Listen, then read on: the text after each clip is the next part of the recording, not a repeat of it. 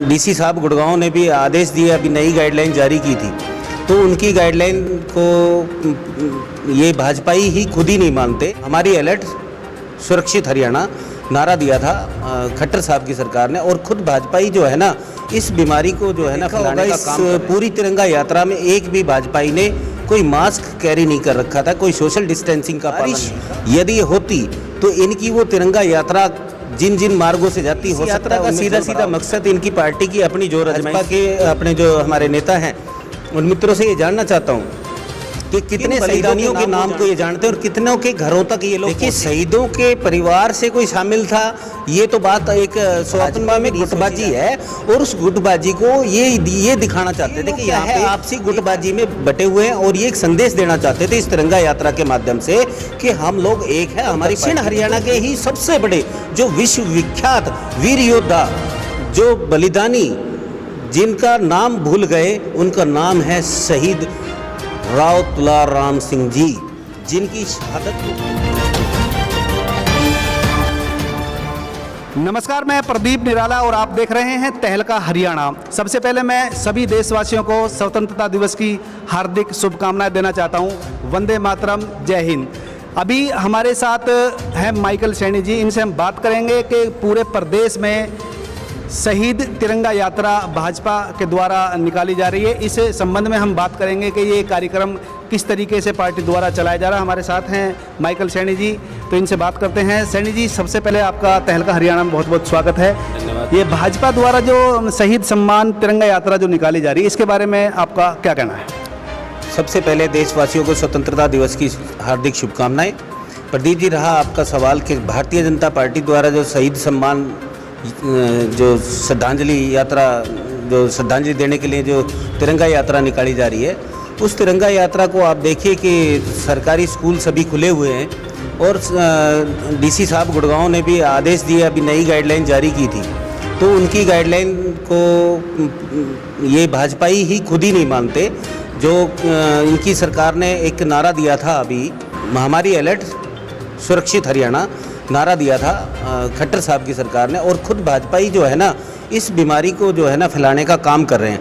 आपने देखा होगा इस पूरी तिरंगा यात्रा में एक भी भाजपाई ने कोई मास्क कैरी नहीं कर रखा था, कोई सोशल डिस्टेंसिंग का पालन नहीं था, और इन्होंने सरेआम मतलब जो भीड़ का एक हुजूम दिखा करके जो शक्ति प्रदर्शन करने का काम किया, वो शक्ति प्रदर्शन एक तरीके से इनको अपनी जो सत्ता की जो मतलब जो एक अपनी पार्टी की जो जोर आजमाइश करनी थी वो थी। तिरंगा यात्रा इन्होंने निकाली 8 तारीख को और 9 तारीख को, तो 8 और 9 तारीख को निकाली जाने वाली तिरंगा यात्रा से पहले इन्होंने जो है सैटेलाइट से पता लगा लिया था कि आज के दिन बारिश होगी कि नहीं। बारिश यदि होती तो इनकी वो तिरंगा यात्रा जिन जिन मार्गों से जाती हो सकता है उनमें जल भराव होता, और जहाँ जल भराव हुआ था वहाँ से इन्होंने यात्रा नहीं निकाली। इन्होंने साफ और स्वच्छ रास्तों से जो है ना तिरंगा यात्रा निकाली। अब रही बात इनकी जो शहीदों को सम्मान देने वाली बात, तो कितने शहीदों के पास गए। इनकी जो यात्रा है जॉन हॉल से जो शहीदी स्मारक है वहाँ पे पुष्प अर्पित करने से, और कंपनी बाग जो ये सिविल लाइंस में है वहाँ तक इनकी जो ये यात्रा चली शमा रेस्टोरेंट के पीछे तक। तो इस यात्रा का सीधा सीधा मकसद इनकी पार्टी की अपनी जोर आजमाइशी रहा शहीदों के सम्मान का। तो मैं जानना चाहता हूं प्रदीप जी आपके चैनल के माध्यम से कि भाजपा के अपने जो हमारे नेता हैं उन मित्रों से ये जानना चाहता हूं कि कितने शहीदों के नाम वो जानते हैं, कितने गुड़गांव के शहीद रहे, कितने स्वतंत्रता सेनानी रहे, कितने लोगों ने स्वतंत्रता देश को आज़ाद कराने के लिए अपनी जान का बलिदान दिया। किन बलिदानियों के नाम को ये जानते हैं और कितनों के घरों तक ये लोग पहुँचे। क्या इनके पास कोई लिस्ट है?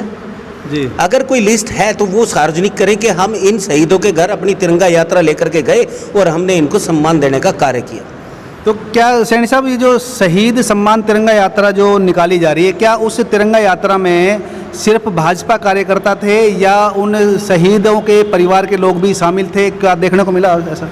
देखिए, शहीदों के परिवार से कोई शामिल था ये तो बात एक स्वप्न में भी नहीं सोची जा सकती, क्योंकि भाजपा में गुटबाजी है, और उस गुटबाजी को ये दिखाना चाहते थे कि यहाँ पे एकता है। अब ये देखिए, आप राव इंद्रजीत जी थे, सुधीर सिंगला जी थे, ना पूर्व विधायक थे, ठीक है, और भी ना यशपाल बत्रा थे, ना और भी कई जो पुराने कार्यकर्ता थे भाजपा के, वो भी कहीं नहीं दिखाई दिए, सुधा यादव दिखाई नहीं दी। ठीक है, तो ये लोग क्या है आपसी गुटबाजी में बटे हुए हैं और ये एक संदेश देना चाहते थे इस तिरंगा यात्रा के माध्यम से कि हम लोग एक है, हमारी पार्टी में कोई फूट नहीं है। इनका मकसद सिर्फ और सिर्फ अपनी जो है ना एक जो हुजूम है उसको दिखाने का था। रही तिरंगा यात्रा में शहीदों को सम्मान की बात, तो स्वयं सांसद जी जो राव इंद्रजीत सिंह जी जो तथाकथित राजा कहलाए जाते हैं दक्षिण हरियाणा के, और दक्षिण हरियाणा के ही सबसे बड़े जो विश्व विख्यात वीर योद्धा जो बलिदानी जिनका नाम भूल गए, उनका नाम है शहीद राव तुलाराम सिंह जी, जिनकी शहादत को भूल गए सांसद राव इंद्रजीत सिंह जी, उनको पुष्प अर्पित नहीं करके केवल और केवल जॉन हॉल के वहाँ शहीदी स्मारक पर पुष्प अर्पित करके अपना इतिश्री करके कार्यक्रम की वो यहाँ से चले गए। राव तुलाराम सिंह जी को भुला देना, चौधरी बख्तावर सिंह जी को भुला देना, ये जो जिन्होंने पहले शहादत दी 1832 में, आप ये जानिए चौधरी बख्तावर सिंह जी जिनके नाम से जो एक झाड़सा के अंदर एक वेलकम गेट लगा हुआ है, उन शहीद के नाम से लगा हुआ है, चौधरी बख्तावर सिंह जी के नाम से, और एक जो एक गेट लगा हुआ है उनके सम्मान में मेडिसिटी वाले रोड से जो झाड़सा की तरफ जो गेट आता है, उस गेट का चौधरी गालम सिंह, वो शहीद 1857 में चौधरी बख्तावर सिंह और 1832 में चौधरी गालम सिंह, इन्होंने अपनी शहादत दी थी, जिनकी गेट जो वहाँ पे बने हुए उन गेट तक भी नहीं पहुँच पाए। उन शहीदों के घरों तक पहुँचने की तो बात दूर है। सैकड़ों शहीदों को जो स्वतंत्रता के लिए जो जंगे आज़ादी के दीवाने थे, जिन्होंने बलिदान दिया देश के लिए, सैकड़ों लोगों को कमला नेहरू पार्क में पेड़ों पर फांसियों से लटका करके अंग्रेजों ने मारा, क्योंकि झाड़सा के अंदर छावनी हुआ करती थी और सदर बाजार जो सेंटर था उसके पीछे सैकड़ों लोगों को पेड़ों पर लटका करके फांसियां दी गई थी।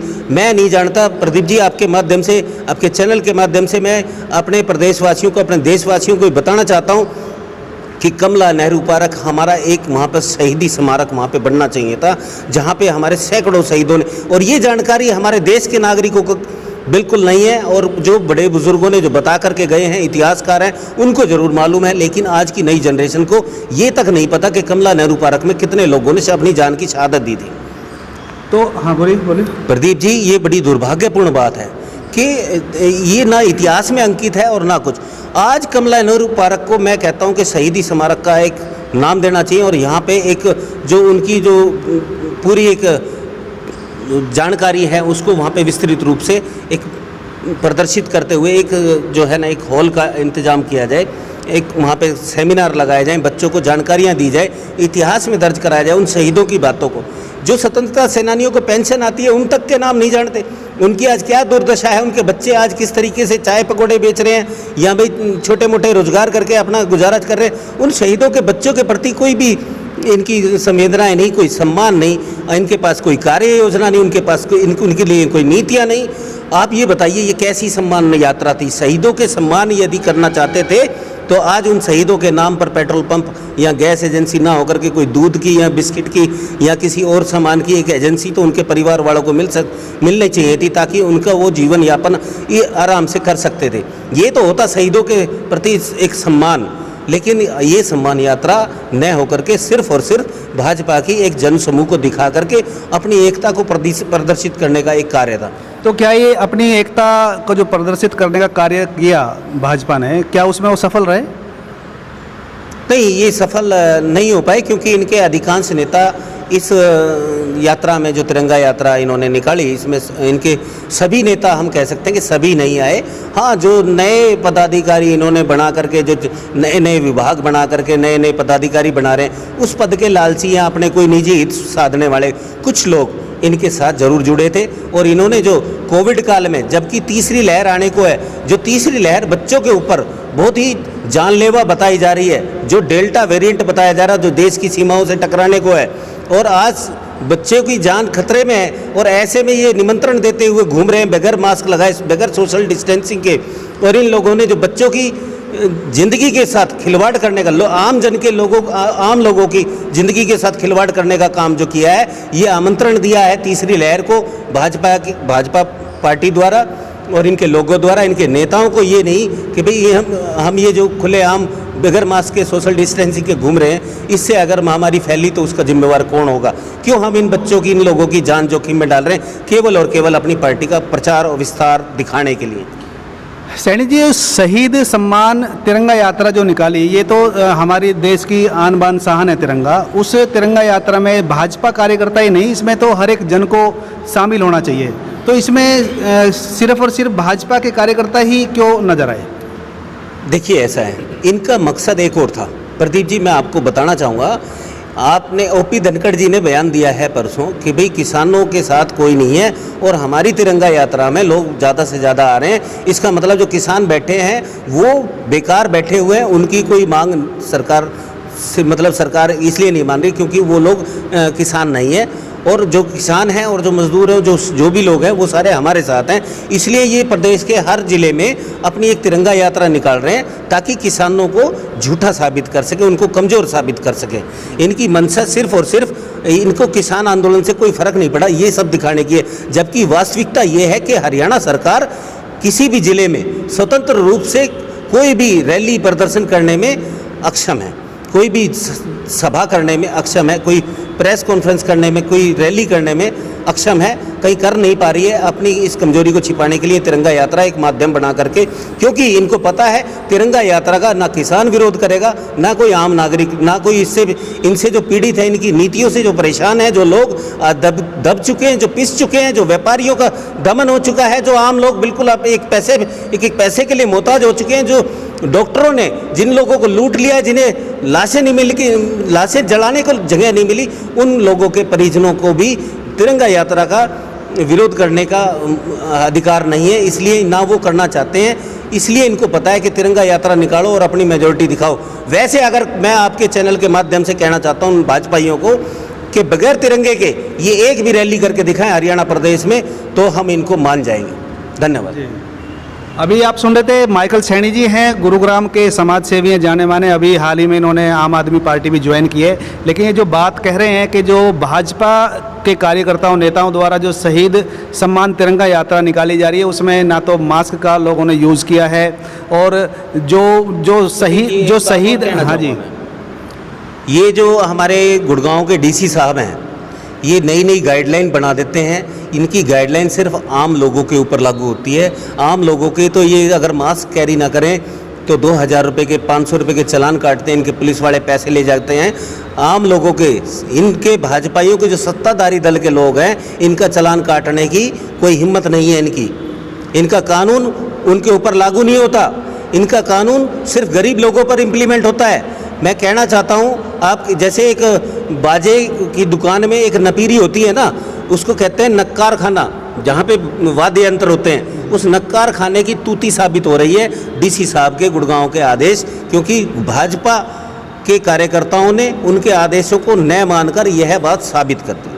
ठीक है जी, धन्यवाद सैनी साहब। सैनी साहब का कुल मिला के कहना ये है कि जो शहीद सम्मान तिरंगा यात्रा निकाली जा रही है, ये अगर जो शहीद सम्मान तिरंगा यात्रा सिर्फ शहीद सम्मान का नाम ना रख के तिरंगा यात्रा निकाली जाती, और वो भी सिर्फ और सावधानी बरतने के साथ साथ, ताकि कोरोना की महामारी जो अभी पूरी तरीके से गई नहीं है, दूसरी जो तीसरी लहर आने वाली है वो ना आए, और जो जिनके नाम से शहीद तिरंगा यात्रा निकाली जा रही है उनके परिवारों को और उन शहीदों को भी पूरा का पूरा सम्मान इनके द्वारा दिया जाना चाहिए था, जो नहीं दिया गया। ये सैनी साहब का आरोप है भाजपा के ऊपर, और इनका ये कहना है कि जो महामारी जिस वजह से जो कायदे कानून जो बनाए जाते हैं प्रशासन की तरफ से, ये आम लोगों के लिए हैं, भाजपा के कार्यकर्ता नेताओं के लिए ये नहीं है। इसी के साथ मैं आपसे विदा लेता हूँ। अगर आपको हमारी ये जो न्यूज़ आपको अच्छी लगी हो तो हमारे चैनल को सब्सक्राइब करें, लाइक करें, और कमेंट्स करके ज़रूर हमें बताएं कि जो सैनी साहब ने जो आरोप लगाए हैं भाजपा के ऊपर,